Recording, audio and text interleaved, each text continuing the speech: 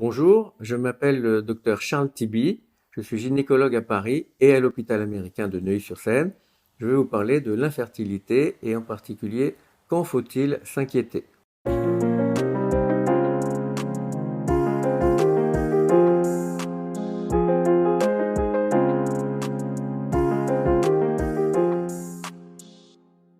L'infertilité concerne environ 15% des couples qui seront amenés à consulter pour ce motif.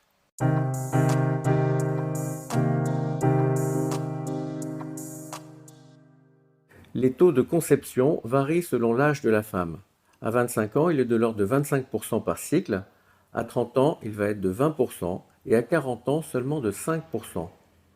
Donc on vient donc de consulter après un délai d'environ 6 mois pour faire le point, à la fois pour l'homme et pour la femme. Ce délai sera d'autant respecté que la femme est plus âgée dans le sens pour la fertilité. Pour l'homme, le bilan consistera en un spermogramme qui va détecter la qualité et le nombre des spermatozoïdes pouvant féconder. Chez la femme, le bilan comprendra un bilan anatomique pour vérifier l'intégrité de l'utérus, des trompes, est-ce qu'il y a un blocage, est-ce qu'il y a un problème pour porter la grossesse, ce sont des facteurs importants. Également, il vérifiera l'état hormonal pour vérifier la qualité de la réserve ovarienne. Celle-ci est un facteur important pour le timing et la stratégie de prise en charge de l'infertilité. Certaines situations doivent être considérées comme un motif de consultation plus rapide, en particulier quand il y a des antécédents connus. Quel genre d'antécédents? Chez la femme, s'il y a des antécédents de salpingite, d'infection génitale, ou de grossesse extra-utérine, ou de passé de chirurgie ovarienne, qui peut avoir un impact sur la fertilité, ou des antécédents de chirurgie plus lourdes, comme des péritonites appendiculaires, qui peuvent avoir aussi des impacts sur la fertilité. Également, s'il y a eu une chimiothérapie, une radiothérapie, ou s'il y a des ménopauses plus précoces dans la famille. Tout ça sont des exemples de cas où la femme doit consulter relativement vite pour chercher s'il n'y a pas un problème lié à ce terrain particulier. Chez l'homme, il existe également des situations où il faut consulter plus rapidement, dans le cas d'antécédents d'une descente tardive d'un testicule ou de chirurgie testiculaire, ou d'antécédents de chimiothérapie ou de radiothérapie par exemple, ou d'exposition particulière à certains toxiques en milieu industriel.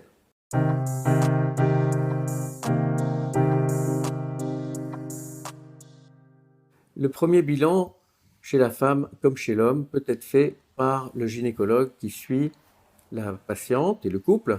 En cas d'anomalie plus sévère détectée, il conviendra de s'orienter vers un gynécologue plus spécialisé en infertilité. Au terme de ce premier bilan, il ne convient pas obligatoirement de traiter immédiatement, en particulier quand le couple est jeune et que le bilan est parfaitement normal. Il faut au contraire rassurer ce couple et continuer les essais naturels en ciblant peut-être un peu plus les périodes d'ovulation et en étant sûr que la sexualité est régulière avec plusieurs rapports, en particulier dans les zones de temps où l'ovulation va survenir.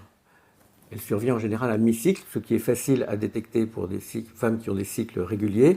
Pour des femmes qui ont des cycles plus irréguliers, on tombe dans l'anomalie ou, on va dire, la particularité qui demande quand même de cibler un peu plus avec le gynécologue.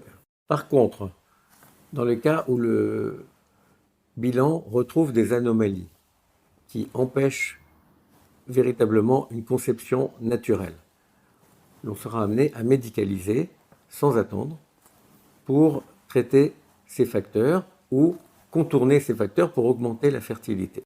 Le traitement devra être engagé d'autant plus vite que la patiente est plus âgée, car on sait que la fertilité baisse nettement à partir de 35 ans et dramatiquement après 40 ans.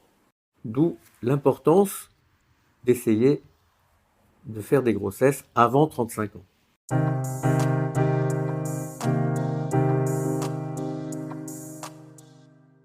Certaines situations amènent d'emblée à aller à des traitements plus lourds de type fécondation in vitro d'emblée. Quand par exemple le sperme est extrêmement faible ou les trompes sont totalement bouchées et non réparables, ce genre de cas de figure doit entraîner une prise en charge en assistance médicale à la procréation après un approfondissement du bilan, bien entendu. Des cas plus légers peuvent être traités différemment, soit par des inductions de l'ovulation, s'il y a un problème d'ovulation avec des trompes normales et un sperme normal, ou par des inséminations, s'il y a un problème de col, par exemple pour le passage, s'il y a une conisation avec un col fermé, l'insémination sera intéressante. Qu'est-ce que c'est l'insémination? C'est l'injection de spermatozoïdes sélectionnés, les plus mobiles, qu'on met au-delà du col, directement dans les trompes, pour essayer d'avoir une fécondation optimisée et avec un timing précis le jour même de l'ovulation.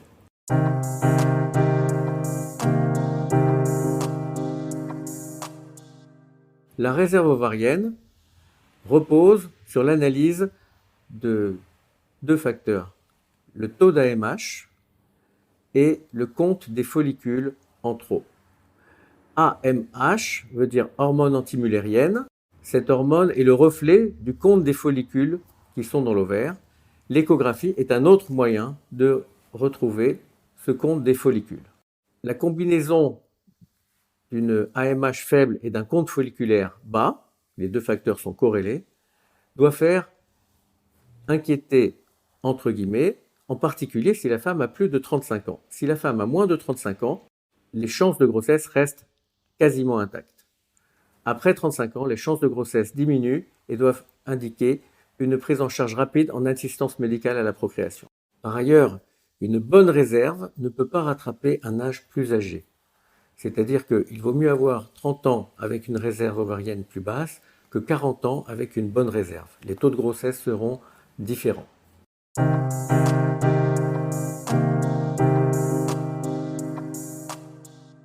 En conclusion, il ne faut pas hésiter à consulter après 6 mois d'essai infructueux de grossesse, car cela permettra parfois de découvrir des anomalies importantes et évitera de perdre du temps avec une attente prolongée. En même temps, ça pourra rassurer si toutes les conditions sont normales et pourra entraîner un essai de grossesse plus prolongé avec souvent des résultats au bout du compte.